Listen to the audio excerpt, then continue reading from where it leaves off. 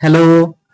Railway ने एक और नोटिफिकेशन जारी कर दिया है जो आरआरबी एनटीपीसी 2025 का बम्पर वैकेंसी आउट हो गया है, जो आपको ग्रेजुएट लेवल और अंडर ग्रेजुएट लेवल दोनों पोस्ट के लिए वैकेंसी आउट हुआ है।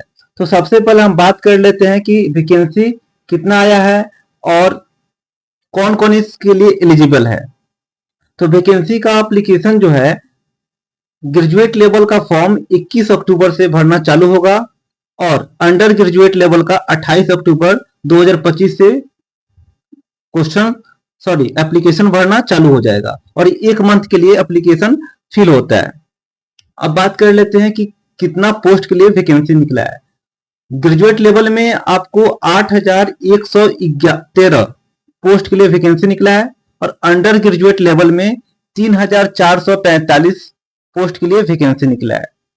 एक अच्छा डिसेंट वैकेंसी है, तो आप सब इसको मिस नहीं करिए, क्योंकि आप सब सुन रहे होंगे कि एसएससी में कितना धांधली चल रहा है, बिल्कुल करप्ट हो चुका है। अभी स्टेनो और सिलेक्शन पोस्ट का आंसर की जारी हुआ है, 10-10, 20-20 क्वेश्चंस एक सेक्शन में, एक शिफ्ट में गलत हो रहा है।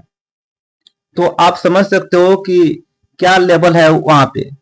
तो सब अभी सबसे अच्छा रेलवे का वैकेंसी निकल रहा है, उसमें आप लग जाइए, क्योंकि ये जो है अभी तक फेयर एग्जाम्स कराते चला आया है। ठीक है, क्योंकि ये जिसका जो है टीसीएस कंडक्ट करता है। टीसीएस जो है वो कोई भी एग्जाम्स को कंडक्ट करता है अच्छे से, रिस्पॉन्सिबिलिटी लेता है। एसएससी ने पैसा बचाने के लिए वो एडिक्विटी नाम के संस्था को दे दिया है, जो बिल्कुल करप्ट है। अभी उस पर बात नहीं करेंगे, आइए हम यहाँ पे रेलवे की बात कर लेते हैं। तो रेलवे में आपका एलिजिबिलिटी क्या होना चाहिए। सबसे पहले ग्रेजुएट लेवल हो, अगर ग्रेजुएशन हो गया आपका तो 18 से 33 वर्ष के आयु के हैं आप, तो ग्रेजुएट लेवल का फॉर्म भर सकते हैं। अंडर ग्रेजुएट में अगर आप 12th पास आउट हैं तो 18 से 30 ईयर की अगर एज है आपका, तो आप एप्लीकेशन भर सकते हो। इसमें आपको एज रिलैक्सेशन में मिलता है 2 साल 3 साल का कैटेगरी वाइज। ठीक है, आगे बात कर लेते हैं कि इसका एग्जाम पैटर्न क्या रहेगा। तो इसमें 2 फेज में एग्जाम होता है, एक सीबीटी 1 होता है, एक सीबीटी 2 होता है। सीबीटी 1 में 3 सेक्शन में इसको डिवाइड किया जाता है। जनरल अवेयरनेस 40 क्वेश्चन 40 मार्क्स का, मैथमेटिक्स 40 क्वेश्चन 30 मार्क्स का। मैथमेटिक्स में 30 क्वेश्चन रहता है और 30 मार्क्स का एग्जाम होता है। रीजनिंग की बात करें तो इसमें 30 क्वेश्चन आता है और 30 मार्क्स का एग्जाम होता है। यानी टोटल 3 सेक्शन में सब्जेक्ट है और टोटल 100 क्वेश्चन आता है 100 मार्क्स का सीबीटी 1 में। इसका ड्यूरेशन जो है, टाइम ड्यूरेशन इसको मिलता है 90 मिनट्स का ही रहता है, 90 मिनट्स। ठीक है, इसमें भी निगेटिव मार्किंग है। आपका निगेटिव मार्किंग जो है 1/3 निगेटिव मार्किंग रहता है, यानी कि 3 क्वेश्चन आपका गलत होगा तो 1 नंबर आपका जो सही किए होगे उसमें से 1 नंबर कट जाता है। ठीक है, इसलिए आपको हम हमेशा मना करते हैं कि आप तुक्का गेस नहीं लीजिए, आप अपना कंसेप्ट पे और अपना प्रैक्टिस पे, अपना रिवीजन पे फोकस कीजिए। ठीक है, उसके बाद बात कर लेते हैं सीबीटी 2 का। तो जो लड़का सीबीटी 1 क्वालिफाई करता है, इसमें बस क्वालिफाई करना है, इसका मेरिट में अंक जो है नहीं जुड़ता है, तो सीबीटी 2 वही दे सकता है जो सीबीटी 1 क्वालिफाई करके आएगा यहाँ पे। ठीक है, इसमें भी आपको 3 सेक्शन में डिवाइड किया गया है। मैथमेटिक्स का 35 क्वेश्चन यहाँ पे मिलता है, 35 मार्क्स का।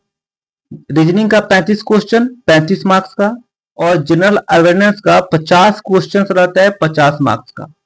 ठीक है, टोटल 120 क्वेश्चन 120 मार्क्स का रहता है सीबीटी 2 में।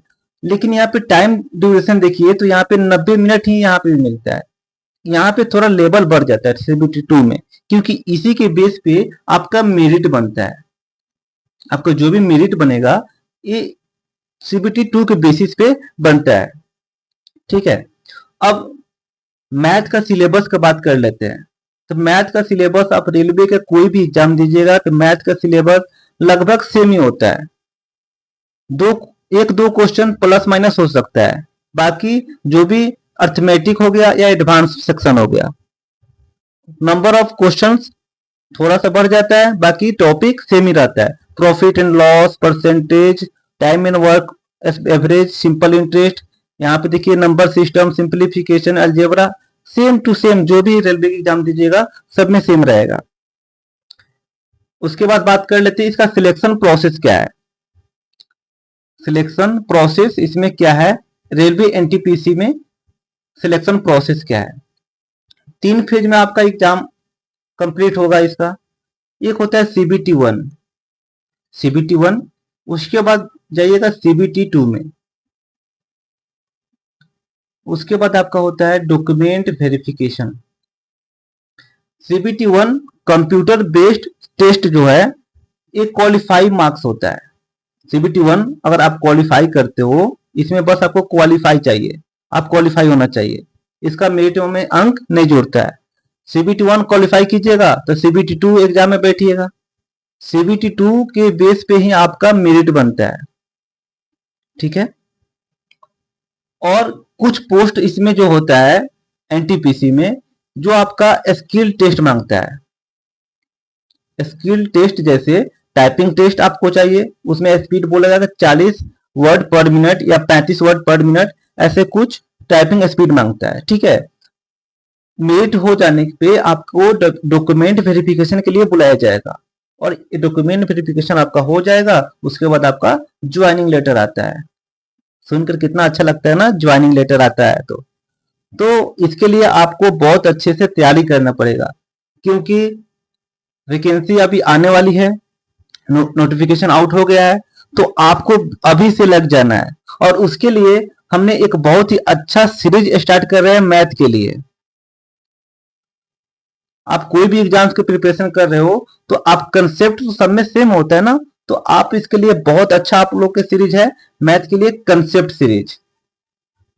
एक कंसेप्ट सीरीज जो है यूट्यूब पे मिलेगा आपको, कश्यप वाटिका जो चैनल है मेरा, उस पे बिल्कुल फ्री ऑफ कॉस्ट 3 अक्टूबर से, क्योंकि 2 अक्टूबर को दशहरा मेला पड़ रहा है, तो इसलिए हम 3 अक्टूबर से एक क्लास सुबह 9 बजे, सुबह 9 बजे से शुरुआत करेंगे इसका, ठीक है। तो आप सब ज्यादा से ज्यादा संख्या में इस चैनल से जुड़िए, आप मैथ के लिए बिल्कुल निश्चिंत होकर एक कंसेप्ट सीरीज के साथ जुड़िए 3 अक्टूबर से। और इस चैनल को सब्सक्राइब नहीं किए हैं तो सब्सक्राइब कर लीजिए, और अपने दोस्तों के साथ शेयर कीजिए, और लाइक करना मत भूलिए, क्योंकि आपके सपोर्ट से मुझे बहुत ज्यादा मोटिवेशन मिलता है।